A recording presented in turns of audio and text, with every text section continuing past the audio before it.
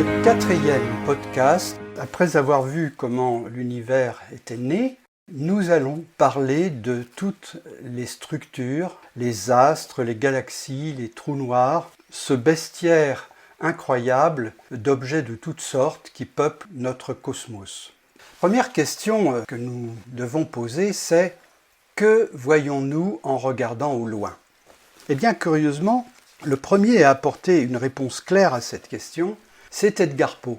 Peu avant sa mort, Edgar Poe, qui s'intéressait à l'astronomie, avait écrit un livre qui s'appelle Eureka. Et curieusement, dans ce livre, on trouve à un certain endroit une prédiction du Big Bang qui est relativement fidèle, ainsi que la réponse à cette question que je viens de poser, que voyons-nous en regardant au loin ? Et Edgar Poe dit « nous voyons le passé ». Eh oui, parce que la lumière, même si elle nous paraît très rapide dans son déplacement, la lumière présente une vitesse finie. Et donc elle met un certain temps à nous parvenir. Lorsqu'on envoie une sonde sur Mars, par exemple, eh bien, il faut 10 minutes, un quart d'heure pour pouvoir lui envoyer un ordre. Et il faut 10 minutes, un quart d'heure pour avoir un retour et savoir ce qui se produit.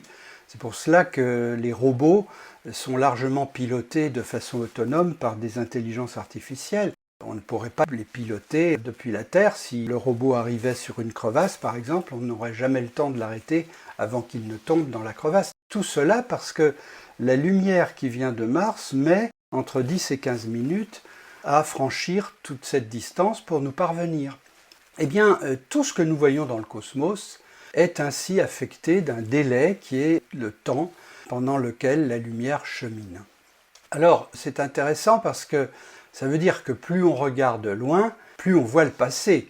Et c'est une situation extraordinaire parce que cela veut dire tout simplement que l'ensemble du passé de l'univers se déroule devant nos yeux lorsque nous l'examinons. Pour donner une image de cela, j'ai supposé que la lumière était extrêmement lente, qu'elle se déplaçait à 10 cm par an, vous voyez, extrêmement lente. Alors, je précise tout de suite une chose, nous savons que la lumière est au contraire extrêmement rapide, 300 000 km par seconde, mais lorsqu'on parle de l'univers lointain, de phénomènes qui se sont passés il y a plus de 10 milliards d'années, on s'aperçoit que là, pour ce qui est vraiment des grandes distances, la lumière se propage à une vitesse d'escargot. Et c'est pour cela que nous observons des objets qui sont extrêmement anciens. Alors une image pour comprendre cela, je reprends cette idée, si je ramène la vitesse de la lumière à 10 cm par an, donc une vitesse très très lente. Eh bien, en prenant une paire de jumelles, si je regarde à 100 mètres de distance, je verrai non pas ce qui se trouve à 100 mètres de distance maintenant, mais ce qui s'y trouvait il y a 1000 ans. C'est-à-dire qu'à 100 mètres, dans ma paire de jumelles, je verrai Hugues Capet. Si maintenant je regardais derrière Hugues Capet, un peu plus loin, à 200 mètres, je verrais passer un cheval avec un soldat de Vercingétorix, il y a 2000 ans. Et si derrière ce cheval, je regardais encore plus loin et je voyais une clairière, je verrais des hommes de l'âge du bronze en train de fabriquer leurs flèches et leurs arcs. Voilà finalement ce que nous permet l'univers. L'univers nous offre l'image de tout son passé. Il suffit de regarder loin. Plus vous regardez loin, plus vous voyez des objets anciens. Eh bien finalement, c'est une chance extraordinaire pour l'astronome, car au lieu de deviner ce qu'a pu être le passé, il peut le voir. C'est un peu comme un paléontologue qui, au lieu de rechercher le passé en creusant la terre et en trouvant une dent d'homme préhistorique ou bien une flèche, eh bien c'est comme si ce paléontologue, il lui suffisait de prendre une paire de jumelles et de regarder au loin pour voir peut-être des australopithèques en train de dépecer une bête dans une clairière. Voilà, c'est la grande chance des astronomes. Alors que voit-on en allant de plus en plus loin ? Je vais vous donner des distances en années-lumière. Donc c'est la distance que la lumière parcourt en un an. Lorsque je vous dis une année-lumière, vous pouvez comprendre ce mot de deux façons, tout à fait exactes l'une comme l'autre. Soit vous dites, eh bien, nous voyons là une image qui est lointaine, soit vous pouvez dire, c'est une image qui se trouve dans le passé il y a 1 an du présent. Voilà, donc vous pouvez aussi bien parler en années-lumière, auquel cas ce sont des distances, ou en années, auquel cas c'est le temps, mais c'est la même chose. En fait, c'est la même chose parce que la vitesse de la lumière lie le temps et l'espace. Et cela, c'est une vérité très profonde qu'a utilisée Albert Einstein pour inventer la relativité. Il y a un lien très très solide entre le temps et l'espace. Et le cosmos nous en donne la preuve. Alors, commençons un voyage de plus en plus loin. Eh bien, la première chose que je vois, c'est le Soleil.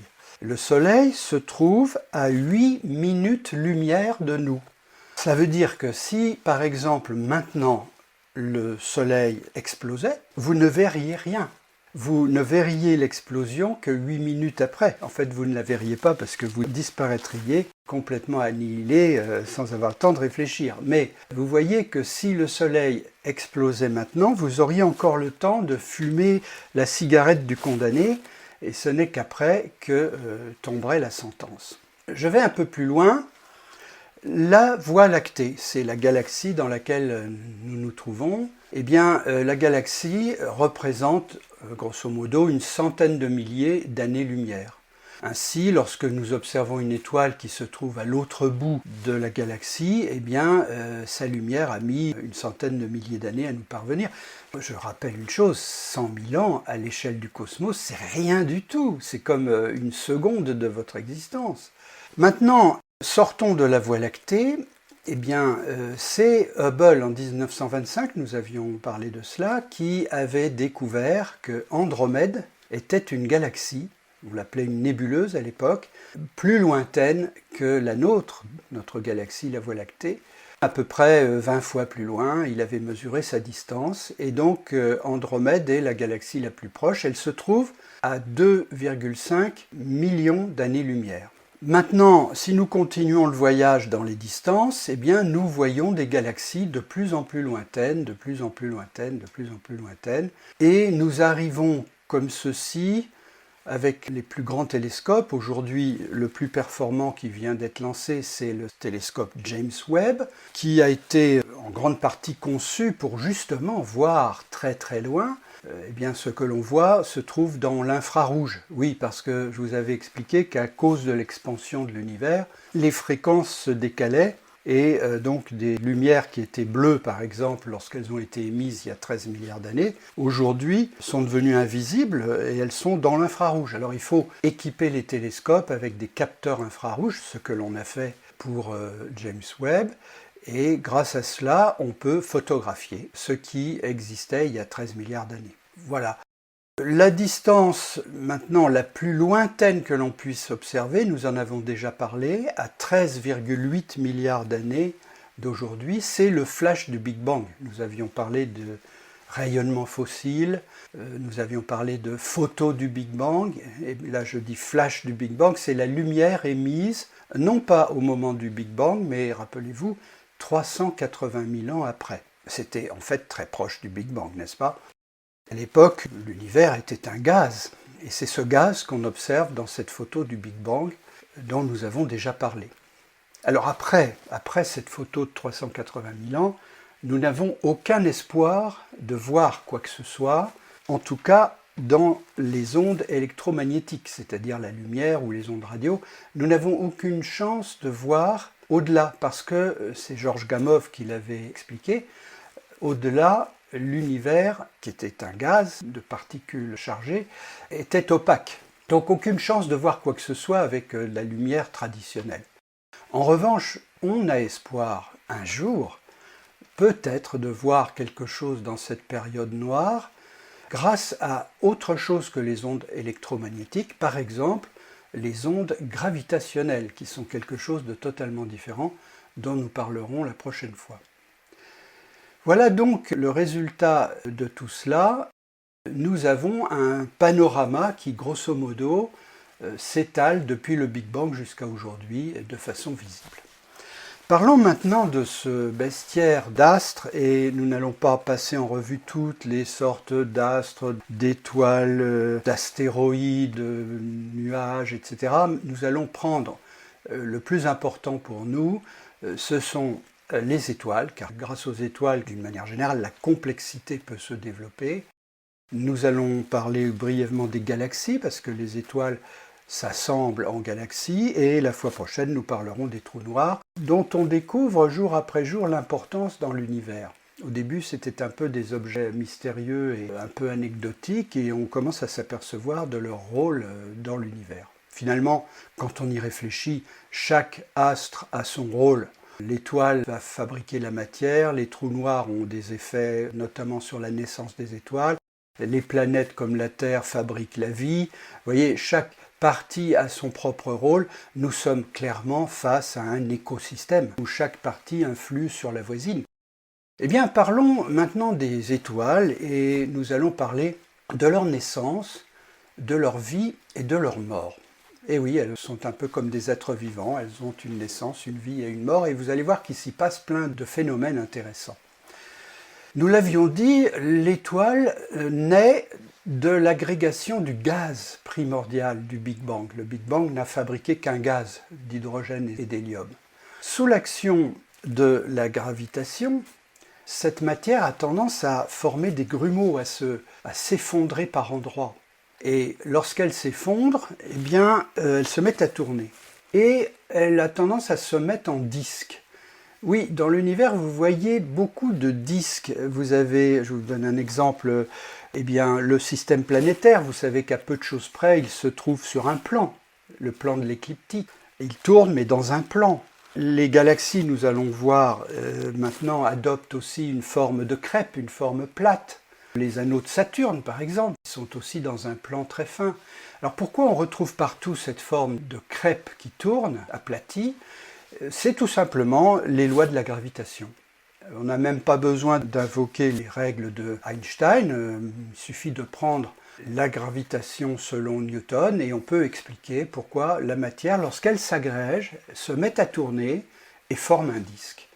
Eh bien, c'est cela qui va former une étoile. Le gaz se met à tourner, et c'est ce qu'on appelle un disque d'accrétion.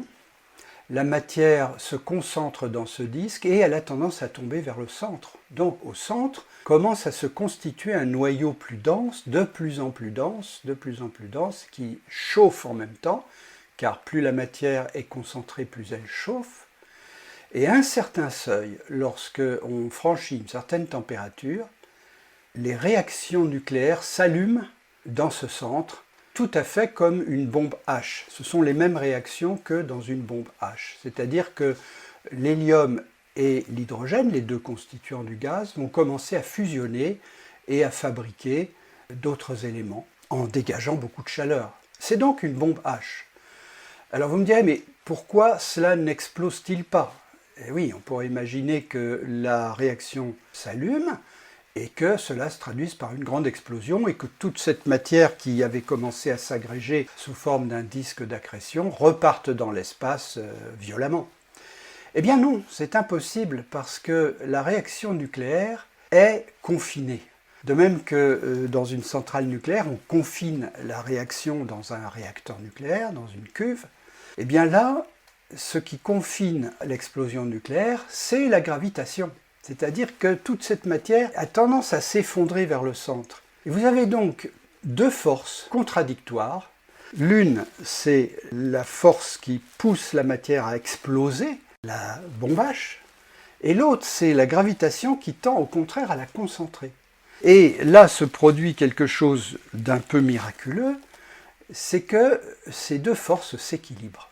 Non seulement elles s'équilibrent, mais c'est un équilibre très stable et qui dure des milliards d'années.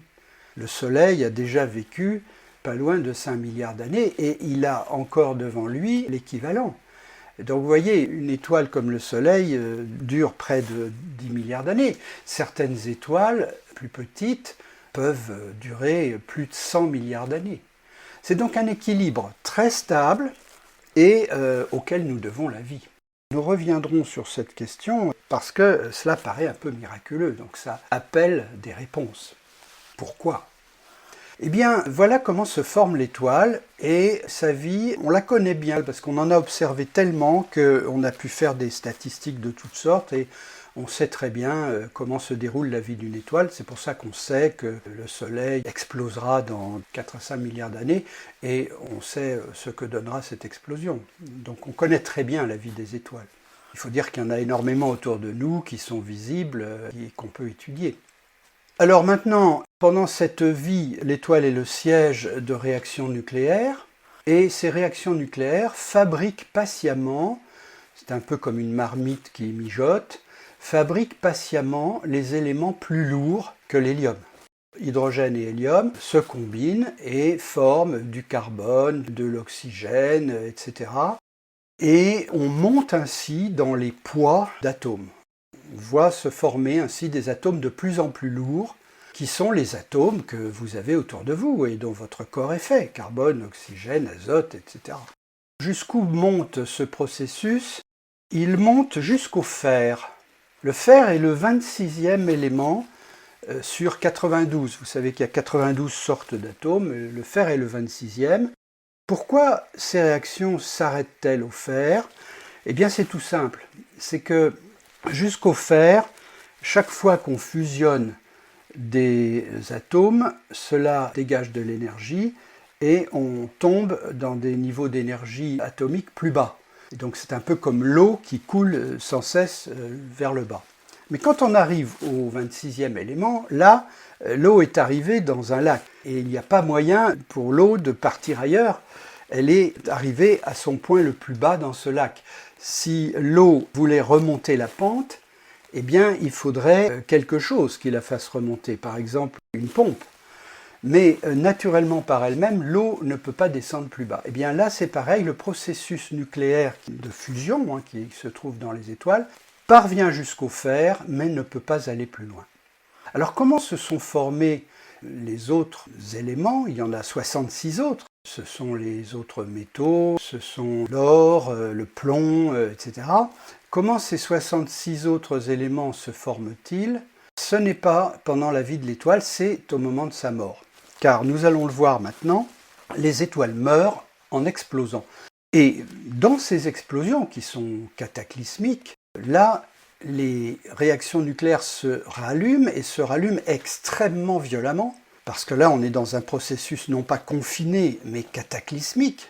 Et donc, on se retrouve avec une force considérable dans les réactions, et cela permet à l'eau de remonter par rapport au lac, et à des éléments plus lourds d'apparaître. Alors voilà, pour résumer, tous les éléments que vous voyez autour de vous, tous se sont formés dans les étoiles ou lors de l'explosion des étoiles.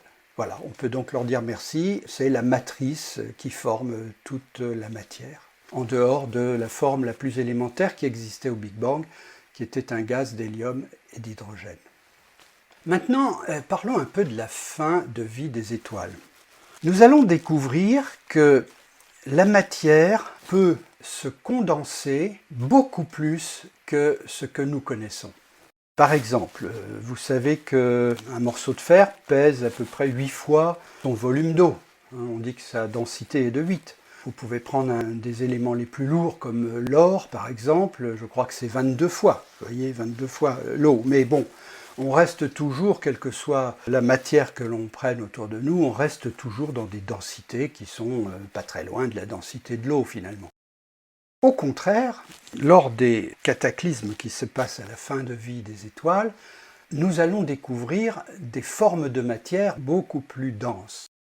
Celui qui a découvert cela est un très brillant astrophysicien, Subrahmanyam Chandrasekhar, un Indien qui, très précoce, a commencé sa thèse à 20 ans sur ce sujet et de l'âge de 20 ans à 23 ans, il a élaboré un schéma d'effondrement des étoiles qui était absolument révolutionnaire à l'époque.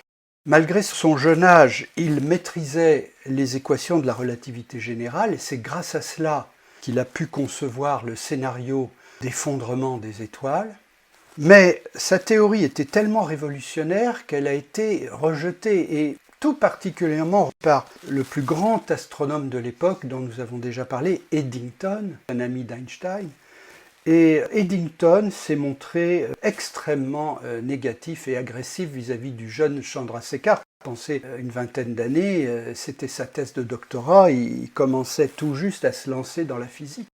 Eh bien, il a essuyé des reproches d'Eddington, qui ressemblent d'ailleurs beaucoup aux reproches qu'Einstein faisait à propos du Big Bang et à propos des trous noirs, c'est-à-dire, oui, monsieur Chandrasekhar, vous êtes peut-être brillant pour manipuler les équations, mais enfin, vous nous parlez là de choses totalement fantasmagoriques. Chandrasekhar en a beaucoup souffert et a failli arrêter sa carrière de physicien à ce moment-là.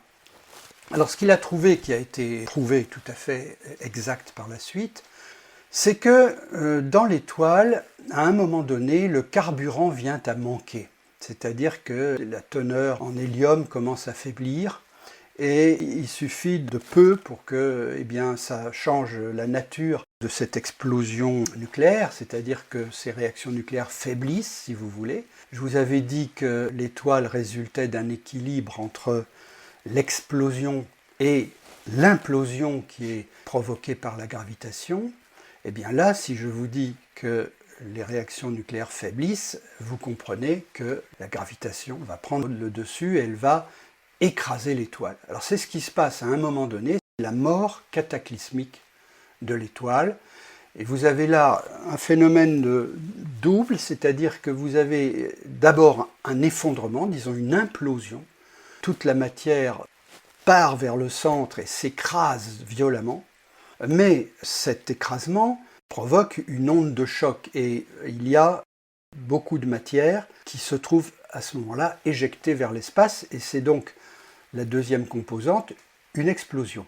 Il faut donc comprendre la mort de l'étoile comme à la fois une implosion et une explosion. L'implosion va concentrer au centre ce que je vais appeler un cadavre d'étoile, c'est-à-dire un objet extrêmement dense qui restera au centre. Et tout le reste de la matière va au contraire partir vers l'espace et ensemencer l'espace. Voilà ce qu'est l'explosion d'une étoile. Eh bien, parlons un peu de ce petit cadavre qui se trouve au centre. Et là, c'est ce qu'avait montré Chandrasekhar dans un des cas, mais il existe 3 cas, maintenant on le sait, les petites étoiles, les moyennes et les grosses. Alors, prenons maintenant les 3 cas. Petite étoile. Petite étoile, c'est le cas du Soleil. Eh bien, la petite étoile va laisser un cadavre au milieu qui est ce qu'on appelle une étoile naine blanche. C'est une petite étoile qui rayonne, mais qui rayonne moins que les étoiles normales, et dont la luminosité d'ailleurs finit par s'éteindre avec le temps. C'est donc, disons, une petite étoile moribonde. Ce qui est intéressant dans la naine blanche, c'est que déjà, c'est une forme de matière très concentrée. Supposons qu'avec un dé à coudre, nous prélevions un petit échantillon de la matière de la naine blanche. Eh bien, ce dé à coudre pèserait 1000 tonnes. Voilà, 1000 tonnes dans un dé à coudre. Voilà ce qu'est une naine blanche. Alors, je n'ai pas fini de vous parler des formes condensées de la matière, car nous allons passer maintenant à l'étoile moyenne. L'étoile moyenne a plus de masse. Cette masse va donc s'effondrer plus violemment. Et que va-t-elle donner au centre comme cadavre? Elle va donner une matière extrêmement simplifiée, c'est-à-dire qu'il n'y a plus d'électrons, il n'y a plus que des neutrons. C'est-à-dire que protons, neutrons, électrons, tout ceci se fond, un peu comme si on était dans le Big Bang d'ailleurs, c'est un peu un Big Bang à l'envers que je vous raconte là. Ce cadavre va être une forme extrêmement condensée de neutrons. En fait, si vous voulez, c'est la même densité qu'un noyau atomique. Si vous prenez le noyau qui se trouve au centre d'un atome, ce noyau, vous le savez, est extrêmement condensé. Eh bien, c'est cela, le cadavre en question, qu'on appelle une étoile à neutrons. C'est en fait un gros noyau fait de neutrons. Alors, je reprends mon dé à coudre et j'imagine que je peux prélever un petit dé à coudre de la matière de l'étoile à neutrons. Eh bien, que pèse ce dé à coudre? Le poids d'une montagne. Voilà ce qu'est la densité de l'étoile à neutrons, une montagne concentrée dans un dé à coudre. Alors maintenant, passons aux très grosses étoiles. Là, on parle de dizaines de fois la masse du Soleil, ou centaines.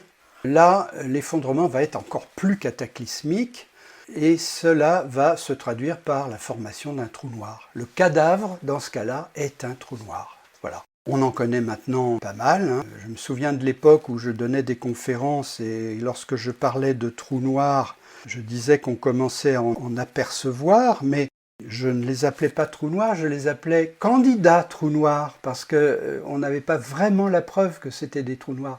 Bon, aujourd'hui, oui, on a toutes les preuves qu'il faut, et on connaît beaucoup de ces trous noirs, quelques centaines, peut-être 500.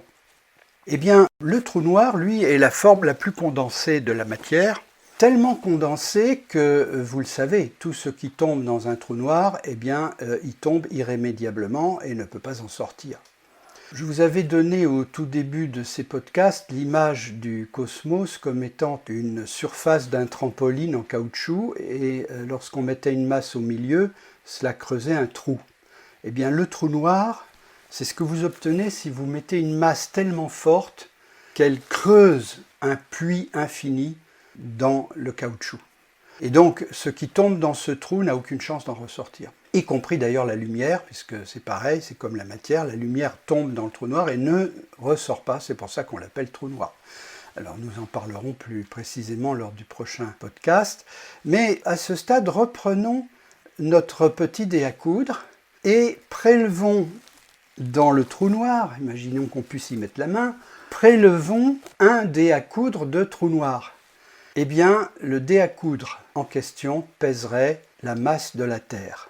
Je présente la chose autrement. Si on voulait transformer la Terre en trou noir, il faudrait comprimer son volume jusqu'à arriver à la taille d'un dé à coudre. Et là, la Terre se transformerait en trou noir. Bon, vous voyez maintenant cette échelle que je vous ai donnée de concentration, le trou noir étant le maximum possible de concentration de la matière. Eh bien, maintenant, je terminerai sur une note positive, après avoir parlé de la mort des étoiles, la mort cataclysmique des étoiles. Dans tous les cas que je vous ai cités, en dehors d'un petit cadavre qui reste au milieu, tout le reste s'échappe dans l'univers. On parle de supernova lorsqu'il s'agit de grosses étoiles. C'est cette explosion qui renvoie toute la matière dans l'univers. Alors, ce qui est intéressant, c'est que la matière qui est renvoyée par l'étoile mourante n'est pas la même que la matière qu'elle avait consommée. La matière qu'elle avait consommée au départ, c'était essentiellement de l'hydrogène et de l'hélium. Mais tout ce qu'elle a fabriqué pendant des milliards d'années de vie, c'est-à-dire des atomes plus lourds, ces atomes sont renvoyés dans l'espace. Et ils vont servir à faire plein d'autres choses. Eh bien, à quoi faire, par exemple, la Terre ? La Terre est une planète tellurique. On y trouve toutes sortes d'éléments, les 92 atomes dont on parlait sont présents sur Terre. Pourquoi ? Parce que lorsque le disque d'accrétion du Soleil s'est formé, il s'est formé en ramassant de la matière dans l'espace. Ça s'est passé il y a 4 milliards et demi d'années. Mais la matière que ramassait ce disque d'accrétion, c'est de la matière qui avait déjà été inséminée par de précédentes étoiles. C'est donc une matière plus riche qui était déjà là et qui s'est concentrée dans le disque d'accrétion. Dans ce disque, donc, il y avait tous les atomes que nous connaissons, du fer, de l'oxygène, du carbone. Tout ceci est dû à des étoiles précédentes, des étoiles qui ont existé avant le Soleil. Voilà comment l'espace est inséminé en permanence par la mort des étoiles.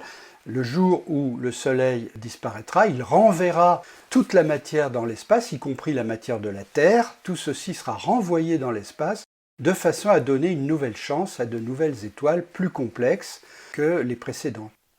Alors vous voyez, finalement, tout cela ressemble beaucoup à la vie. L'étoile qui meurt restitue à l'environnement son contenu et fertilise l'univers. Cela ressemble un peu à une reproduction. Finalement, l'étoile va permettre la constitution de nouvelles étoiles plus riches. Donc ça ressemble un peu à la vie, tout cela. Maintenant, un dernier mot sur les galaxies, et en particulier la nôtre, la Voie lactée. Eh bien, c'est une galaxie typique. Nous la voyons par la tranche. Je vous disais que c'est une crêpe aplatie. Son épaisseur représente à peu près 3% de son diamètre, vous voyez, donc c'est vraiment très plat. Comme nous sommes dedans, eh bien, nous voyons la crêpe par l'intérieur. Que voyez-vous si vous êtes à l'intérieur d'une crêpe? Vous voyez la crêpe par la tranche, c'est-à-dire vous voyez un trait. Et ce trait, c'est ce qu'on appelle la Voie lactée. Quand vous regardez le ciel, eh bien, vous voyez une espèce de trait un peu élargi qui est comme un chemin un peu blanchâtre avec toutes les étoiles qui s'y trouvent. C'est ce qu'on appelle la Voie lactée. Maintenant, si vous voulez voir notre galaxie par l'extérieur, on ne peut pas le faire bien évidemment, mais regardez Andromède. Si vous tapez Andromède sur Google, vous verrez une galaxie qui est tout à fait semblable à la nôtre et qui par contre est vue par la face. Cela donne une image assez fidèle de ce qu'est notre galaxie vue de l'extérieur. Combien y a-t-il d'étoiles dans notre galaxie? Vous en voyez à l'œil nu à peu près 3000. Entre l'hémisphère sud et l'hémisphère nord, mais il en existe à peu près 300 milliards. Et bien évidemment, ces 300 milliards d'étoiles ont des planètes, donc vous imaginez les chances qu'existe ça et là la vie dans une planète qui pourrait contenir de l'eau. Il y en a forcément. Le seul problème, c'est qu'elle se trouve loin. Je vous parlais de 100 000 années-lumière. C'est à peu près la taille de la galaxie, donc si on voulait aller visiter ces exoplanètes, comme on dit, il faudrait être assez patient. En dehors des étoiles, il existe encore beaucoup de nuages d'hydrogène qui ne sont pas encore agrégés. À ce titre, je dois vous dire qu'une galaxie est un être, entre guillemets, vivant, au sens qu'il s'y crée en permanence de nouvelles étoiles, et les étoiles se détruisent aussi en permanence. Vous avez donc un peu comme dans votre corps, de nouvelles cellules qui apparaissent, d'autres cellules vieillies qui disparaissent, et c'est un renouvellement permanent. Eh bien, une galaxie, c'est la même chose. Alors il existe encore dans la galaxie beaucoup même une majorité finalement de matière qui n'est pas encore agrégée en étoiles et qui ne demande qu'à l'être, et c'est du carburant, si vous voulez, pour la suite de l'existence de la galaxie. Il y a aussi des nuages de poussière, et on y retrouve, on en reparlera lorsqu'on parlera de l'apparition de la vie, on y retrouve de petites molécules, à peu près une variété de à peu près 200 molécules ont été détectées dans l'espace galactique. Curieusement, les molécules les plus présentes sont des petites molécules qu'on appelle les hydrocarbures aromatiques. Un exemple d'hydrocarbure aromatique, c'est la naphtaline. Alors c'est ce qui faisait dire à un astronome, on ne sait pas vraiment quelle est la composition du cosmos, mais une chose dont on peut être sûr, c'est qu'il n'y a pas de mythe.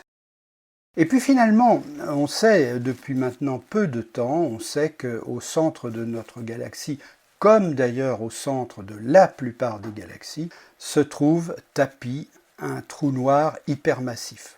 Hypermassif, ça veut dire 4,2 millions de masses solaires. C'est un trou noir qui s'est formé au cours du temps, et les trous noirs galactiques, qui se trouvent au centre des galaxies, ont un rôle important dans le développement de la galaxie. Voilà, nous en parlerons au prochain épisode, qui sera consacré aux trous noirs.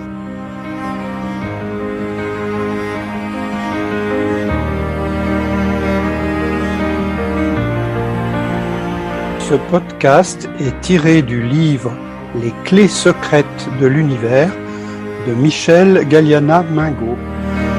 Je vous invite à consulter mon site sur lequel vous pouvez aussi me joindre à www.mgm-ec.fr.